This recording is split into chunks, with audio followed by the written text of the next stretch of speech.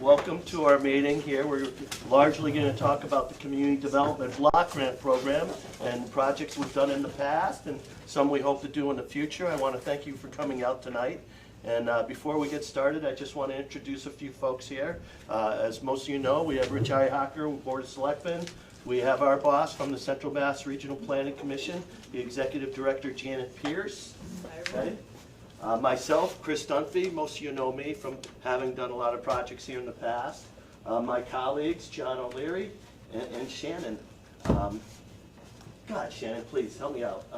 Sullivan, Shannon Sullivan. I knew that. And we have an engineer that's helped me out on a lot of projects in the past, Bill Storty. Okay, so tonight we'll have a PowerPoint to show. Again, we're going to go through some of the past projects, some of the current projects, and looking forward what we hope to do in the future. Anytime you want to ask a question, please just go ahead and ask it, you know, so we can try to address it the best we can. And with that, I'd like to just turn it over to my colleague, John O'Leary. Okay, thank you, Chris, for the introduction. I appreciate it. It's nice to meet everyone tonight and see everyone again. So we're kind of going to tag team this presentation, so we're going to jump between myself, Shannon, and Chris. So we'll just approach it from that. Any questions that come up throughout the presentation, feel free to ask, and we'll stop and make sure they're addressed. So Chris took care of the first slide, the introductions. Moving on. Okay, so this lists out the members of the Warren Community Development Advisory Committee, starting with Jim Pereira, also the town administrator, Rich Ihacker, who Chris already pointed out, Jeremy Olson, Steve Crystal, James McCohen, and then myself and Chris as our CMRPC representatives. Jeremy unfortunately couldn't make it tonight, as you know. Being the highway surveyor in town, he's planning for what's to come later on this evening, and he's probably up all night. So, where are we at? The CDBG? Right. Federal program started, gosh, what, 1970, 74. Just had its 50th birthday. 50th birthday, yeah, exactly. So it's developed by an act of Congress, okay? And each year, the federal government needs to put a budget together for community development block grant funds, okay? And it needs to be approved by Congress. So every year, it's allocated and approved. And largely, the bulk of the funds goes to what we call entitlement cities. Generally speaking, cities of 50,000 or more, and they get their funds automatically by a federal formula, okay? And what's left goes to the state governments. Okay, and the states allow small towns and cities like Warren to apply competitively through the state governments. So that's where Warren comes in, and that's where we come in. We work with small towns like Warren to help develop projects that adhere to the goals and regulations of the CDBG program. We help the towns figure out what are good projects, what's not, and we help to develop the grant applications, and then we help the towns manage those projects.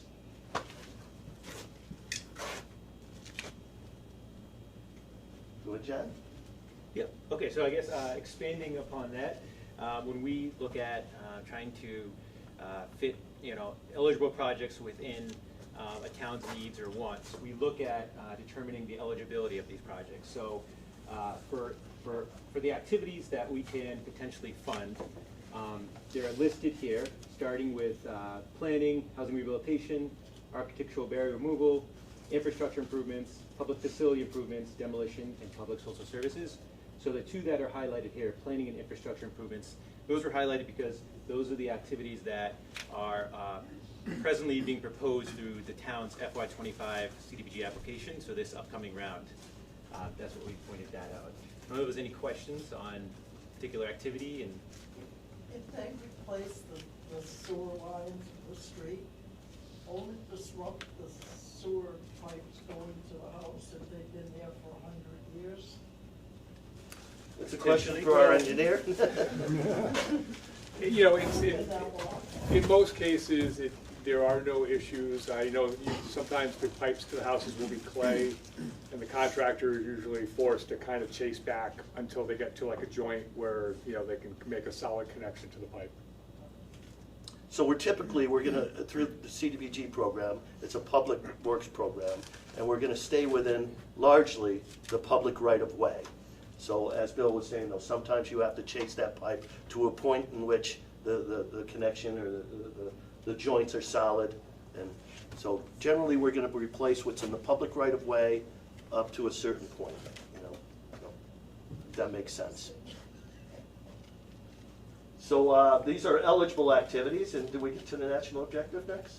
Yeah, we'll do that part Okay. next. So those were eligible activities. Those are the type of things that we can do, but we also must adhere, according to the federal regulation, adhere to one of three national objectives. One, if it meets an urgent condition, we don't use that at all. So like when a hurricane, when was it, down in Louisiana, right? They were able to do it. It was an urgent condition. There were no other sources of funds available. They were able to apply federal CDBG funds to do that. But for our purposes, we're hardly ever able to adhere to that objective, at least in these state-run programs. The next one is prevention or elimination of slum and blight. We haven't done that in Warren. We haven't needed to, but some other towns are doing it, where they look at a specific area within the town, say maybe a block group or maybe a little village center, and they survey that area, and if they can make a determination that more than 25% or more of that area is in poor condition, by actually physically going out there and surveying it and documenting it, the town or municipality can make a case to the state that this area is blighted. And if the state agrees, they'll get 10 years of being able to use that as a national objective for doing improvement projects within that area. We haven't done it in Warren, we haven't needed to, but other towns are doing that. So it comes to the third one, the benefit to a majority of low and moderate income persons. So that's where that survey form comes in. We have to prove to the state that the majority of people that are gonna benefit from a project are of low to moderate income. And when I say low to moderate income for Warren, right, is what, like $60,000 for one household? So if a household is earning, that's moderate income these days. More specifically, it means 80% of median income. So the census and the federal government and HUD have determined that, you know, what's 60%,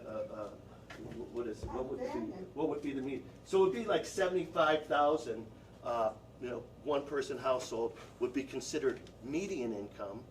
So 80% of that's about $60,000. So that people that earn that threshold or less helps us qualify projects for CDBG. Okay?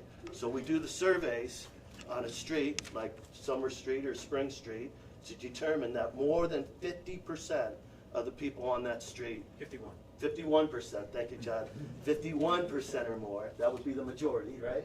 Are of low to moderate income. And that's what's been qualifying these projects throughout the town through CDBG.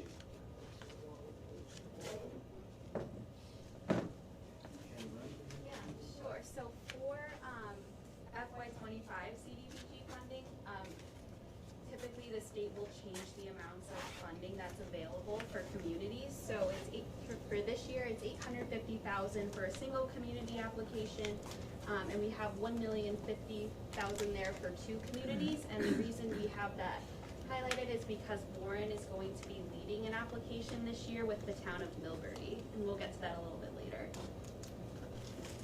The application is due April 14th, by the way. Oh, there you have it. Okay, so in bringing it more in line with this year's potential proposed activities included in the 25 application, we wanted to list out a couple of the projects that have been proposed to date. Starting with the Hillside Avenue Improvement Project. So fortunately, the town had some remaining funds as part of a previously funded FY 22-23 CDBG program. We were able to repurpose that into a design or engineering design study of Hillside Ave. which positions the town well to be able to apply for funds in a subsequent year application for construction. So currently, Bill is working on the design study, which will put us in position to be able to have bid-ready plans and specs, so that when we do apply to the state, that not only does it look favorable, but it's actually a requirement to have those plans and specifications in place, or else we lose points. So that's currently underway. Do you want to just kind of give a little brief overview of the project, what it involves? Okay, so it's going to be similar to if anybody's familiar with the work that's happened in that entire neighborhood. It's going to be improvements to the sidewalk, importantly, because they're completely not ADA compliant. It will make a connection from Otis Street, pedestrian connection from Otis Street to Quabog, which will help. There's lots of kids who are walking that street, so it's nice. We'll do water main improvements, because currently the water main dead ends, causing water quality issues at the bend of Hillside, so we're going to loop that. So that'll make the water system function better and give the town more flexibility in the event of a break or having to do an emergency shutdown. And road reconstruction, we're going to do some drainage improvements, so it'll finish off the neighborhood with all the similar improvements. So if I may add, I was telling you how some things take some time. So it was 2010 or 11 that the town hired, actually Weston and Sampson, to do a planning study of this whole neighborhood. We call the School Street neighborhood. There's School Street, Prospect Street, Richardston, Lombard, Moore, Quabog, and Hillside. So year after year, we've been plugging away at it through design efforts, followed by construction. And lo and behold, here we are on the last final street of that neighborhood, the smallest one at that too, Hillside Ave. So that's my swan song, by the way, the School Street neighborhood, you guys. And you're going to hear about another initiative coming up soon that's going to model what we've done in School Street. And I look at it as another 10 to 12 year initiative. It actually leads perfectly into our next proposed activity. I'll let Shannon take that. Yeah, so kind of going off of what Chris said about the planning study in the School Street neighborhood, we are going to be essentially doing the same thing in the Washington Street neighborhood. As part of the FY25 application, we're just a comprehensive infrastructure study of the streets. I think it's Key Street, Carpenter Street, Jones Street, and then there's a few others that I'm not thinking of. But Liberty Parkview. Liberty Parkview, thank you. So we'll be doing a planning study of that, and then what that will do is give the town information on what fixes need to happen with infrastructure, and from there, the town will have the information needed to apply for future design and construction CDBG funds. You wanted to add anything more? No, that was, yeah. Sure, we just did a reconnaissance, the four of us, just a couple hours ago, driving around, and we immediately noted something, like right off the bat, we didn't notice any drainage structures in that entire neighborhood, which it could be concerning, and I know it's concerning for the highway department. We also saw hydrants that are probably 100 years old, which is also indicative of the water mains throughout that whole neighborhood, probably being of the same age. But the planning study is going to flush out all these issues, from ADA compliance to the condition of water mains, the condition of sewer, the streets, the sidewalk, and we'd have a comprehensive document moving forward that will lay out a future series of design and construction activities throughout that neighborhood. And it's good to point out that although this neighborhood will qualify for this planning study now comprehensively, as we move forward, there will be some streets that qualify for CDBG, but there likely will be others that will not qualify for CDBG. And that's based on what? That national objective of more than 51% of the persons living on any given street being of low to moderate income. But the plan is going to be helpful to the town, so the town can say, oh, okay, this doesn't qualify for CDBG, let's try to get some one-stop money, or let's apply Chapter 90 money. It will be a comprehensive document that's going to give the town good decisions, Yeah, we'll also, just to add on, give them kind of a phasing plan, because you're going to know what improvements needed to be done, like you have to be done on this street before you can do improvements on this street. So it gives you kind of a roadmap on how the town would proceed. That's what we did. And on School Street, we had to start from the outside in because all the utilities were bad. So it would probably be the same concept there. Any questions so far?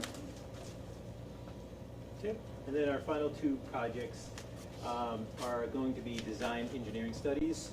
So we're in the process of income qualifying these streets. I know Chris touched upon it briefly on the income survey itself, so it's as awkward as it sounds. You have to go up and down the street and interview people and ask them what their income is. So we are in the process of collecting that Approximate data. income, a range. We don't ask exactly what your income is, we ask what the range is, and we don't ask for names. We just simply need the data, which goes into a larger matrix, so we can prove to the state that this particular street is eligible. Right. So if we can get enough response rate, and it is the numbers are higher than that 51% threshold, then we could move it forward to apply for funds to have a design and engineering study done, which would then lead us in a subsequent year application to do construction. So it's like the first or the second phase, the three-phase project. So that's the list of all of our proposed activities for this year's application. If there are any questions? So, just a comment, I mean, a lot of people are gonna be filling out their tax returns now. So would that be a great time to reach out as far as these income, where it's fresh on your mind? And is there anything excluded from that income to meet that? I mean, the house wouldn't. It just looks at It's just income. income. We don't look What at you like want what to you have. might have in the bank, as an example, for savings. Yep. We're just interested in annual income. Okay. So if you were to file a tax return, it would be that income on that tax return, that's the range you would use. Exactly. The adjusted gross, right?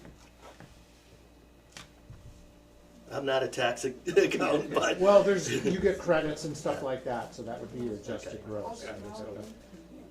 so if you got $1 million in the bank, well, actually it doesn't really count. But the interest on that money is considered income. Yeah. Okay.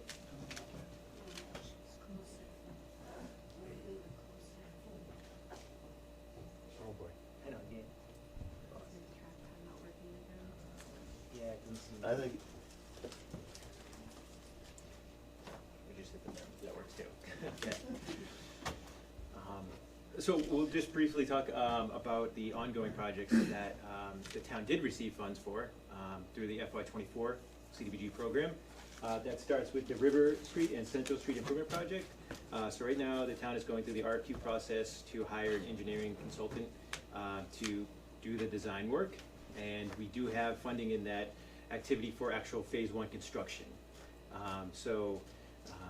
You know, once the design is complete, we'll begin to move forward with the construction by putting out the bid, moving that. So that the anticipated timeline on that would be that the design would be finished sometime probably late spring, early summer, and then going out to bid in the summer with construction probably starting middle to end of summer. With hopefully most of the work, or at least achieving substantial completion before the end of this year's construction season. So you will see some construction activity out probably by the end of the summer on River and Central Street, and now you'll know that that was funded through CDBG. Then there's also the Town Common Design Improvement Project. That is also underway. The town hired Weston and Sampson to look at improving aspects of the common, including its functionality and programming and everything that comes with that. So there is a committee that is working with Weston and Sampson, and we've just begun the surveying portion of the project, so it's still in the early stages. There will be there'll be considerable amount of public input throughout that project, but it hasn't gotten to that point yet. So probably in late spring, we'll probably be hearing some more information to get public input and feedback. And then lastly, there's the Cutter Park Improvement Project, so very similar to the Town Common Project in that it's looking to assess the existing condition of the park and then looking at ways to improve it physically and programmatically, you know, to benefit residents of that area of town. Any questions? Okay.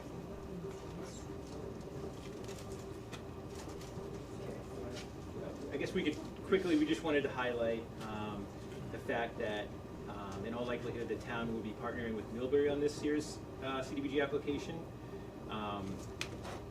Yeah, I guess the reason it's advantageous for the town to be part of a regional app with Millbury is that it increases the overall amount that both towns are able to apply through. So Shannon had pointed out that instead of the $850,000 limit, it's now $1,050,000.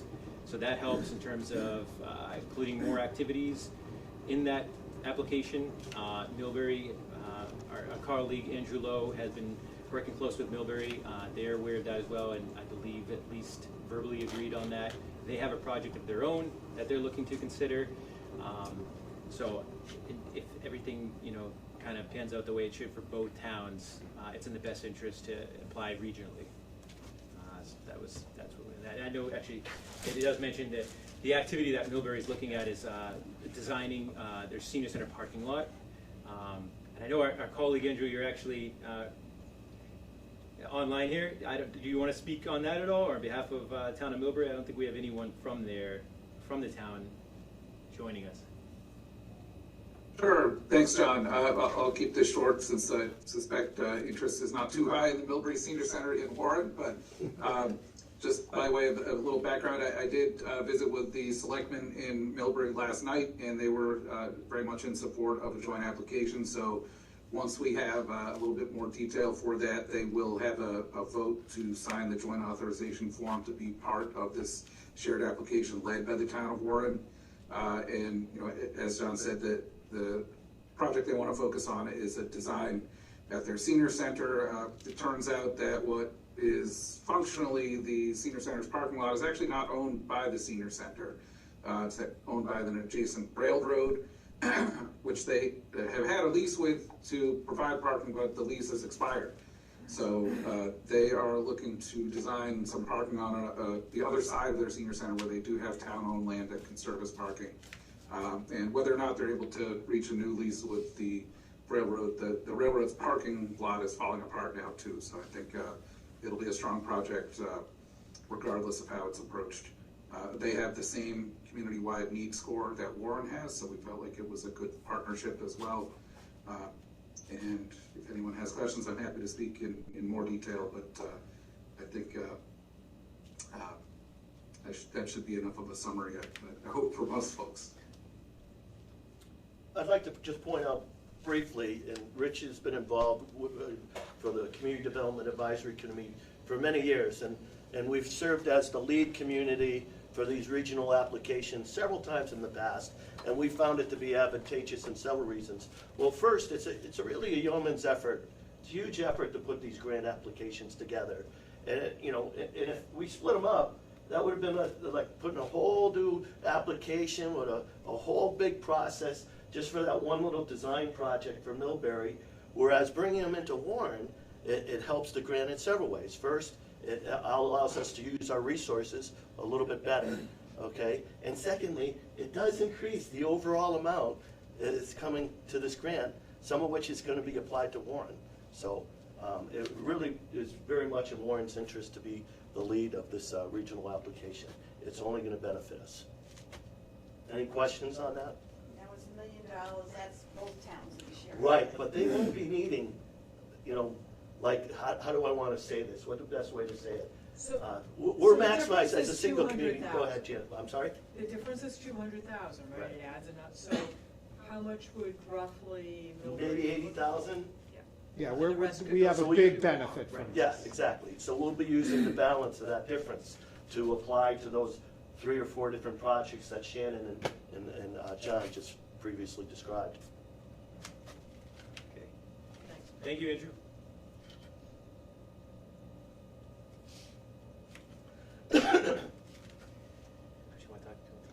Yeah, so I mean, years ago, the community development strategy was a requirement of these applications. And we used to have separate public meetings, public hearings, gather public input, and it really was a large piece of what we did in structuring these applications. But the state, it was previously the Department of Housing and Community Development, which is now the Executive Office of Housing and Livable Communities. They said you don't have to do it anymore. But you know what? We found it was actually a good exercise to get out there and work with local committees and residents and town officials. What are the priorities in town? How can we identify these priorities? What makes it a priority?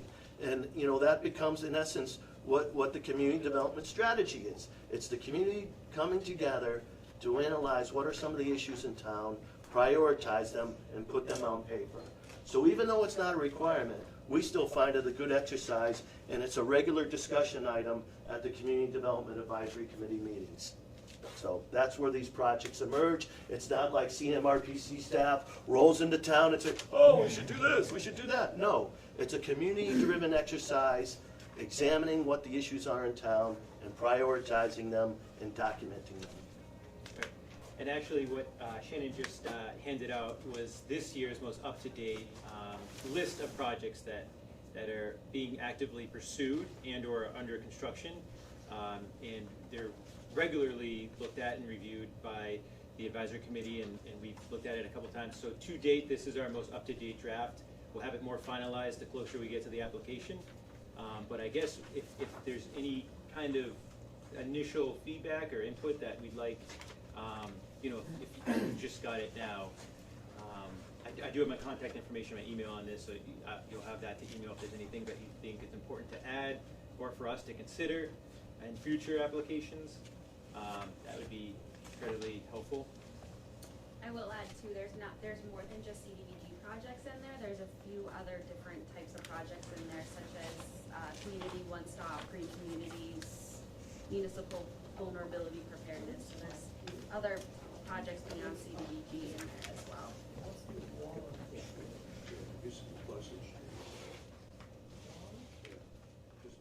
Please share with us.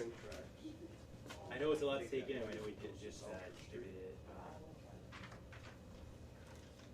Does anyone have a comment about the strategy or something that maybe should be on the list that isn't? What happens if the people on the street don't bother filling out a survey?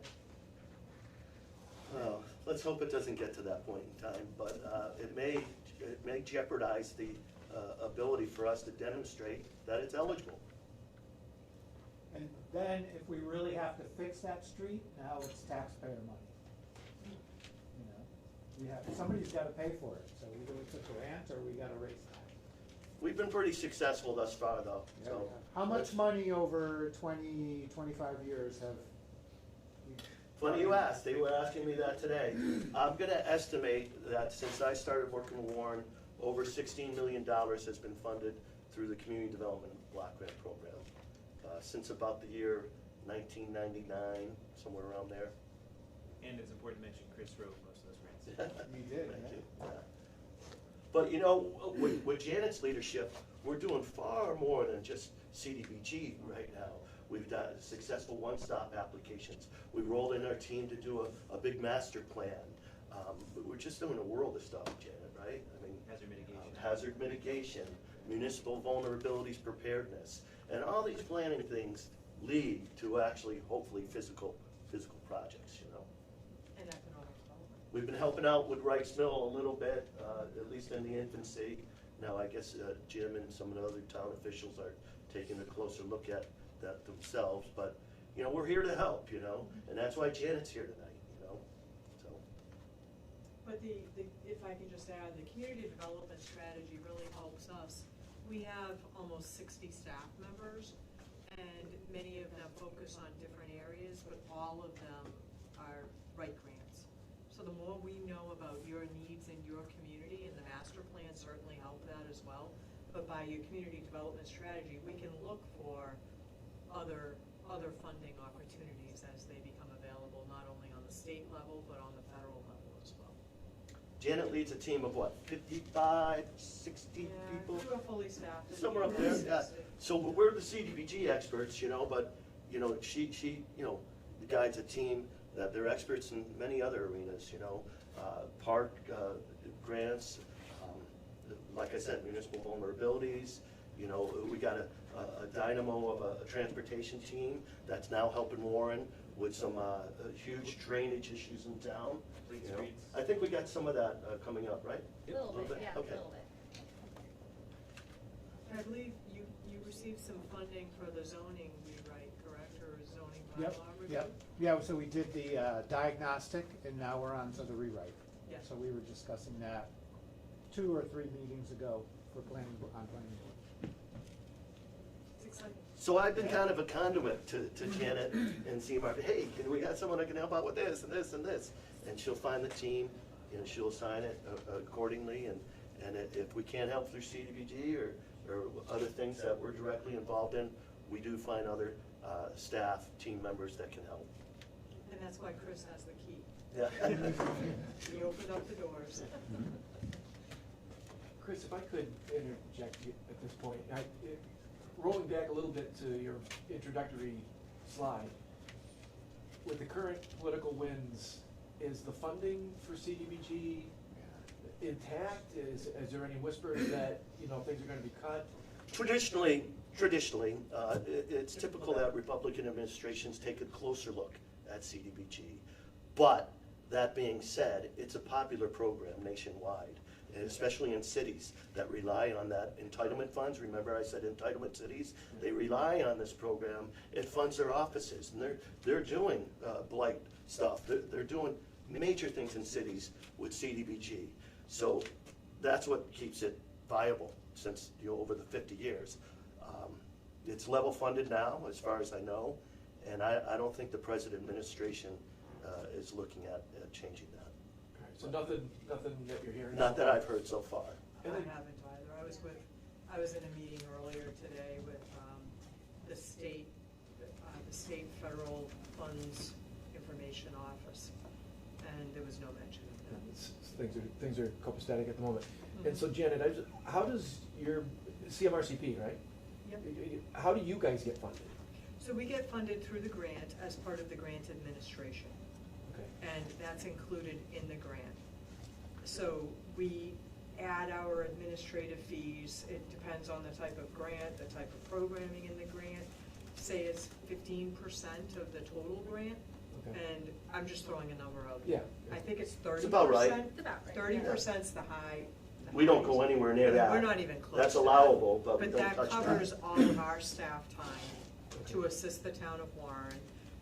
In Warren, we also do the financial, so we tap into the state system, we cut the checks payable to the vendors and back to CMRPC. It goes through the warrant process, through the Board of Selectmen, so they actually have the control of that. Yeah. But we administer it so that the burden, and it is a burdensome Sure. process, does not fall on the town. And especially a town this size, the professional staffing, you'd probably have to bring on 1 or 2 people to be able to do that, so. Of course, she's just referring to CDBG. Now, Yeah. there's like a whole Yeah, big we do a lot of transportation others. section. It's what, 20 people in transportation maybe? And they get funded directly through Mass DOT for administrating the transportation network. So it depends on what aspect of what particular grant program or what particular funding funds the agency. Some of our direct through Mass DOT, transportation, but John, Shannon, and I, we're getting it off the CDBG grant that we wrote and managed. And there are other fees associated with that administrative fee, so there's some money that's set aside for a single audit because of the amount of money that you would bring in on federal funds. It's a separate, it's called a single audit. You have to file it with the Federal Clearinghouse if you receive, $850,000 or more in funding. And a lot of the communities in the last few years have actually exceeded that because of the ARPA funding. But just this project alone, if you expended it within a year, you would be subject to that single audit. So that is included so that it doesn't come out of your town budget. That's part of the administrative fees. And then I believe future grant applications can, somehow it's somewhat built into that. So yeah. Thanks. So at no expense to the town, other than your time. So if there are any other comments, I think we can move on to the next slide. We actually kind of highlighted a few of these earlier. Jenny, want to just kind of quickly go through? Yeah, I can talk about green communities. The town just was recently awarded just under $200,000 for a few building improvements here in the senior center and also at the town offices, weatherization, and also heat pumps. That's going to increase the life of the building. It's going to create more comfortable temperatures in the building. It'll reduce mold, mildew, etc. So those are two great projects that are going to be happening in the next couple months or so. They'll start work on them, and it will increase the life of the building, like I said, and also just create a better environment, more comfortable temperatures. So those are few exciting projects for green communities. Yeah, I think another thing to mention, I think we all kind of touched upon this, is like when we realize or recognize that we can't necessarily help the town through CDBG, we try to look for other programs. And just to Chris's point, he's done a great job making sure that that door is opened up. But I'll just highlight on Community One Stop. So we couldn't qualify, so you know that there's a lot of work around Wrights Mill. We couldn't probably determine eligibility of a street, Pulaski Street, that runs adjacent to the Wrights Mill. But we knew that there was a Community One Stop grant application that we could potentially tap into. So we were able to get funding for the town. I think it was just shy of $100,000 to hire an engineer to look at Pulaski Street and look at studying what's going to go into make improvements to the existing infrastructure. Again, kind of like piggybacking on other efforts, looking at Wrights Mill and potentially redeveloping that in the future. So kind of just the overall theme is like we're always looking for other ways outside of CDBG, but mainly CDBG. And these are just, we wanted to highlight a couple of those programs here. Okay. It's a big question. Well, years ago when we were doing that community development strategy, another requirement of the grant program then, which is no longer a requirement now, is we had to demonstrate targeting of CDBG funds to certain areas. So this represents some targeting that we had to do. And largely that's still where CDBG funds go. Why? Because this is where we know demographically where the need is greatest based on the income. But we actually physically had to denote specific areas in the town and demonstrate to the state that we are targeting our funds to these areas of need. We no longer have to do that, but that's where that map came from. This is just general information. Is there any comments or questions following this? These are my heroes. They're the next Chris Dumfries taking over John and Shannon. The next generation. Yep, the next generation. We also have some letters up here where you can provide written comments as well if you have any. Yeah, so if you live on the streets of either Hillside Ave or Spring or Summer Street, we have a little input form that we use as part of our application to show need through documentation. So it gives the residents an opportunity to put some descriptions on conditions of the road, maybe challenges you've experienced because of bad water, bad sewer, or bad surface, potholes, that kind of stuff. That would be a good opportunity there.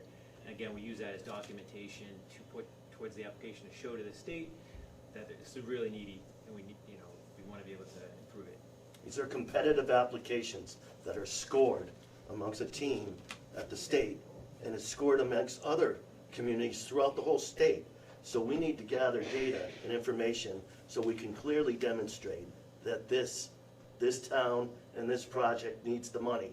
And this is why, because the street's eroded. The street has a 100-year-old water main. Community residents came out in support. So that's why we're here. That's how it's gonna help us build the case, and that's how we're able to keep that stream of funding coming through for Warren.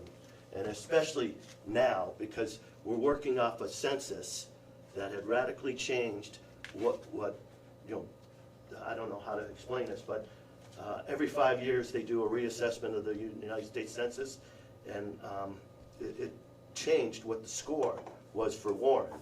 So we need to be especially diligent in making our case moving forward, because according to that census, they say that Warren is no longer as needy as it once was, which I don't believe to be true, but that's the data that they have, that's what they're going off of, and that's why we're gonna make this as a competitive application as we can.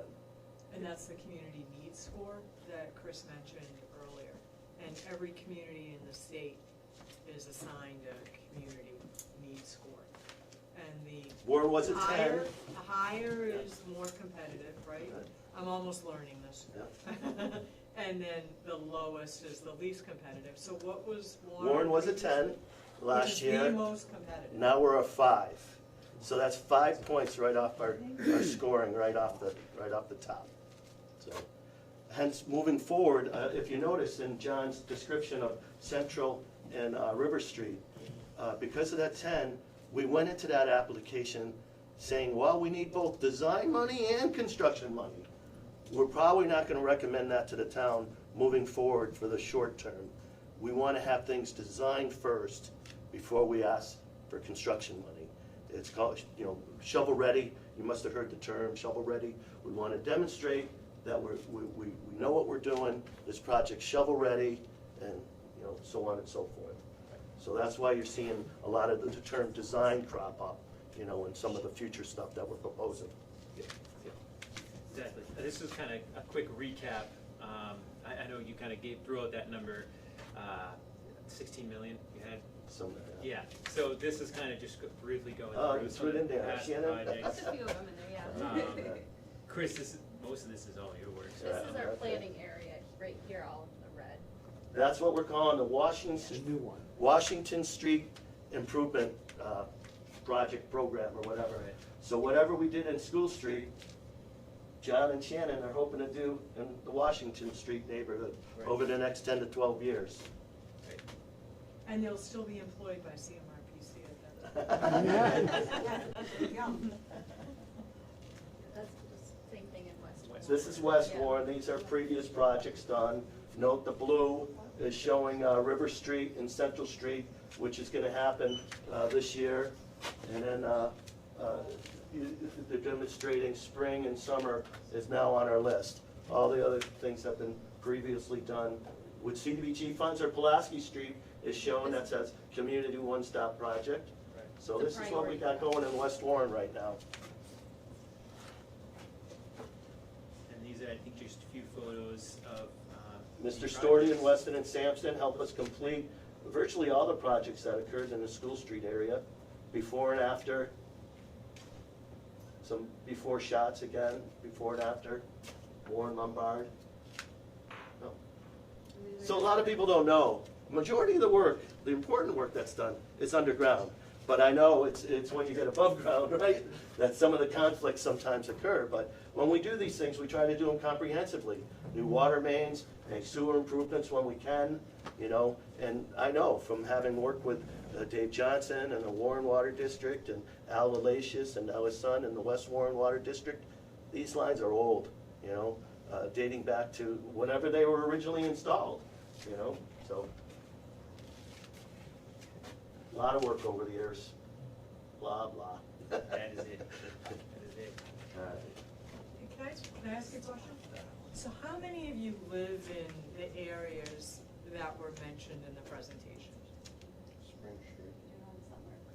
So it's really important for the competitiveness of this grant, if you can reach out to your neighbors as well and ask them to submit comments.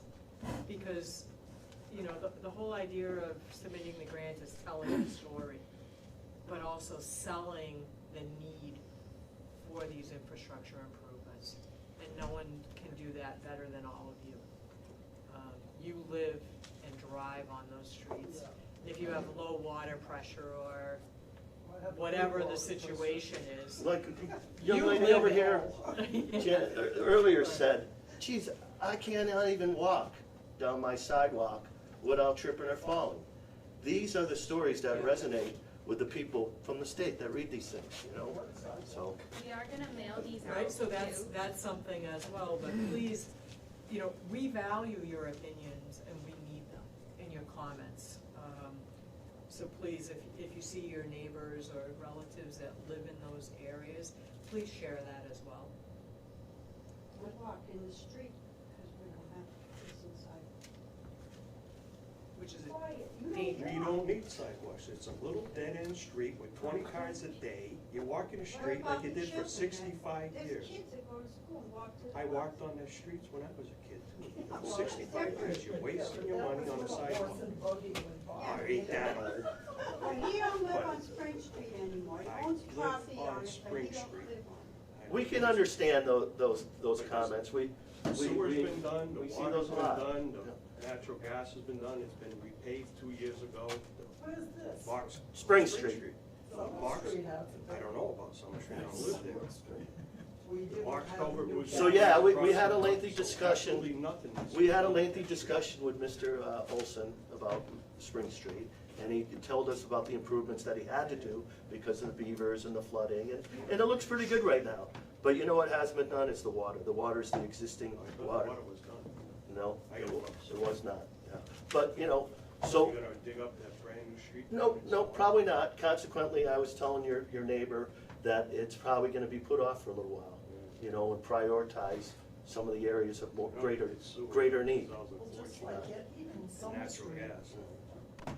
you've gotta get the approval, then it's gotta be designed, and then that has to be approved, so you're probably talking 4 years before they even get around to it. To what? We don't have anything to do with gas. Summer Street. Oh, Summer Street, yeah. Oh, you're right. It is, you know, so we'll be writing the application due April 14th. We won't find out until probably the late summer if it's funded or not. Then there's a good 2 or 3 month administrative period, you know, assembly contracts and doing environmental review. So the CMRPC probably won't have a contract with the town until October or November maybe. And then it's time John is gonna start probably trying to hire engineering firms. So yeah, you know, if I had to guess when a bucket might go into the ground on Summer Street, if it's funded, 2.5, 3 years. Yeah. And then we're gonna need real good sidewalks, because by that time I'll be in a wheelchair. We'll get to the Cadillac, don't worry. I think that's all we have. Andrew, did you have anything you wanted to share briefly? That's like a good story to you. Wonderful sidewalks. You're muted. Horrible moles in the middle of the damn thing. Sorry, I pressed the video button rather than the unmute button. No, I don't have much to add. I think you've all covered a lot of ground here and some good input from folks in the room. And I can certainly speak to questions about the Millbury project, but I think you've covered all the bases on the CDBG side of things in the Warren projects, as far as I'm concerned. Thank you, Andrew. Please, Andrew any, is the director of this program. Jim, Just one thing on that Millbury, how big is the parking lot? Or small, right, Andrew? how many cars? So, right now on the town's property, they have, I think it's about 9 or 10 spaces, 2 of which are disabled accessible. But, you know, given that it is a senior center, one of the issues that they've encountered is they want to have a larger number of disabled accessible parking spots. The parking lot on the railroad property is much larger, but it's further away from the center, and again, they don't control the site. I would say there are probably 25 to 30 spots over there before you get to a portion of it that's so crumbling that it can't really be used for parking at all anymore.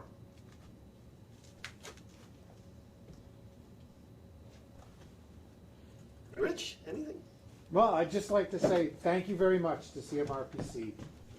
We really appreciate this. And it feels like, well, The chocolates. I don't know, we've been working together since maybe 2003, 4, something around like there, that. yeah. And it just feels like in the past few years since starting to work with you all, the opportunities for grants have just totally ramped up. I'm just amazed, like, you know, with CDBG, the MVP, you helped us with HMP, One Stop, Green Communities.